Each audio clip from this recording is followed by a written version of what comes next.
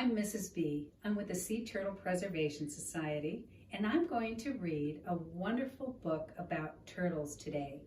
I have a couple of friends with me. This is my granddaughter Fiona, and this is my grandson Barrett, and they love turtles just as much as I do. This book that we're going to read today is called One Tiny Turtle. It's by Nicola Davies, and the illustrator is Jane Chapman. It's a fantastic book that has a lot of beautiful figurative language. Sometimes when an author uses figurative language, she doesn't exactly say what she means. She paints a picture in your mind of what's happening in the book. Do you want to find out? Okay, let's go. One Tiny Turtle. So just for a moment, think about the stillness of the night. The moon is shining on the ocean. And now our story. Far, far out to sea, land is only a memory. An empty sky touches the water. Just beneath the surface is a tangle of weed and driftwood where tiny creatures cling. This is the nursery of a sea turtle.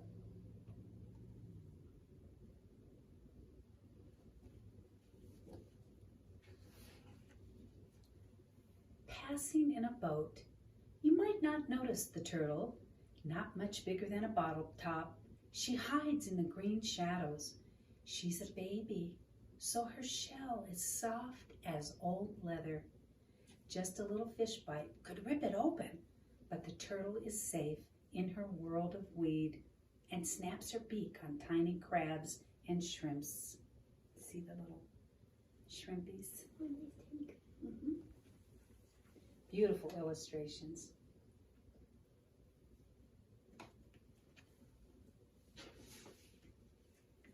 The turtle swims around, flapping her long front flippers like wings.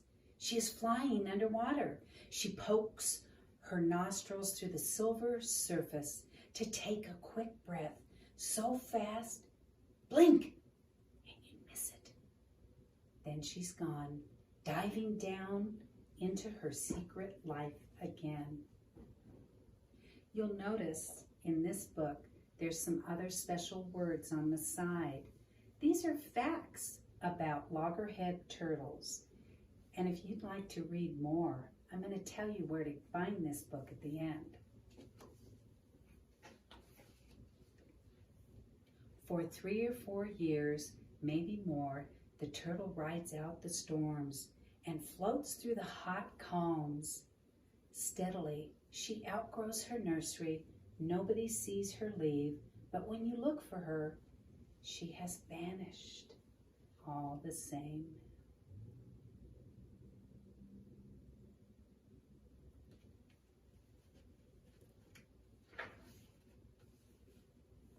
A year or two later, she turns up close to land, bigger than a dinner plate now. She's not a fish snack anymore. Her shell is hard as armor. Her head is tough as a helmet. She's grown into her name, Loggerhead. She has come to eat crabs. Millions swim up from deep water to breed in the shallows. Their shells crack as easily as hen's eggs in her heavy jaws. But in a week, the feast is over, and Loggerhead disappears again. Do you think she's still looking for food? Probably, right?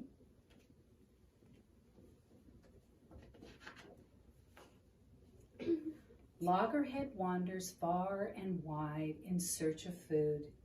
In summer to cool seaweed jungles where she finds juicy clams and shoals of shrimps. And in winter to turquoise lagoons, warm as a bath where she can munch among the corals. Loggerhead may travel thousands of miles, but she leaves no trace or track for you to follow. Only good luck will catch you a glimpse of her.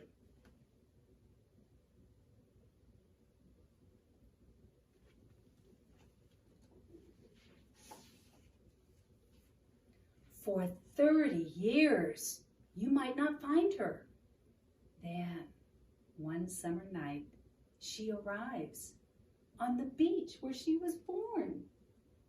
She's found her way here, sensing north and south like a compass needle, feeling the current and the warmth of the waves. She remembers the taste of the water here and the sound of the surf.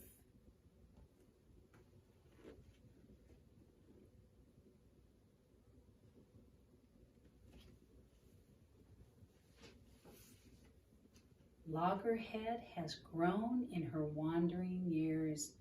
She's big as a barrel now. Floating in the sea, she weighs nothing. But on land, she's heavier than a man. So every flipper step is a struggle, and her eyes stream with salty tears, which help keep them free of sand. She almost looks like she's crying, doesn't she? Yeah, I thought she was. Right? It's very special that sea turtles have that adaptation, right?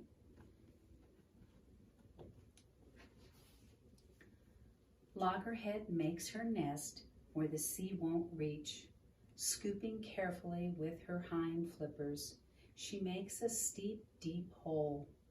Inside she lays her eggs like 100 squidgy ping pong balls. Afterward, she covers them with sand to hide her nest from hungry mouths.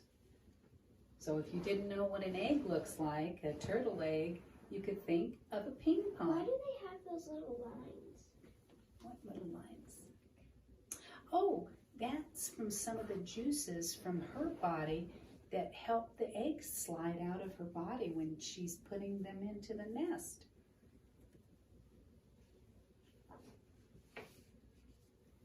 Then Loggerhead is gone again, back to her secret life. Left behind under the sand, her eggs stay deep and safe. Baby turtles grow inside, and before the summer's over, they wriggle from their shells. What does wriggle mean? Wriggle means scoochy. They just kind of try to scooch out. And this picture right here is a picture of turtle tracks. And this is how people who are walking on the beach, if they see those turtle tracks, the helping humans, they know that a nest might be not very far away. And they can also tell what kind of a turtle it is from the tracks. How about that? Above them on the beach, 100 eyes watch, on the lookout for a meal. So the hatchlings wait until night. They burst through the sand and skitter towards the sea. What are the 100 eyes watching? Birds, ghost crabs, raccoons. Yep, all of those things. So there goes our little turtles trying to get to the ocean. Until they eat the turtles. Yeah, sometimes they do. It's true. In the dark, claws and beaks and grabbing paws miss only one young turtle. One day, she'll remember this beach and come back. But now, she dives under the waves and swims, swims and swims out into the arms of the ocean. Far, far out to sea, land becomes a memory, waiting to wake in the head of the little turtle. I just love that last part, the arms of the ocean, right? Oh, it's just, it gives you such a wonderful feeling that this little turtle is going to make it, right? and that the ocean is going to take care of her. But the sad thing is 99 other turtles got eaten. Yeah, you figured that out. That's pretty good. It's kind of sad, but it's true. That's part of what it is to be a sea turtle. So that's why it's so important for us to make sure that we help every sea turtle that's out there survive. Yeah, and that's wildlife. Yeah, it is. It's wildlife. It's what happens in the wild, You know right? they put the cages around the eggs. Uh-huh. How do the turtles get out of the cage? Well, they take the cages away because they knew when that nest was going to be there, right? They found the nest, and so they put the cage around it. And they kind of waited the number of days that it takes the eggs to be ready to come out of their shell. So they go back to that nest and they take the cage off so that the hatchlings can get out. That's a terrific question, Fiona. So if you would like to read all of the other details in this book, all the special things that are on the pages, please visit our website at seaturtlesspacecoast.org. Thank you so much for being with us today. Bye.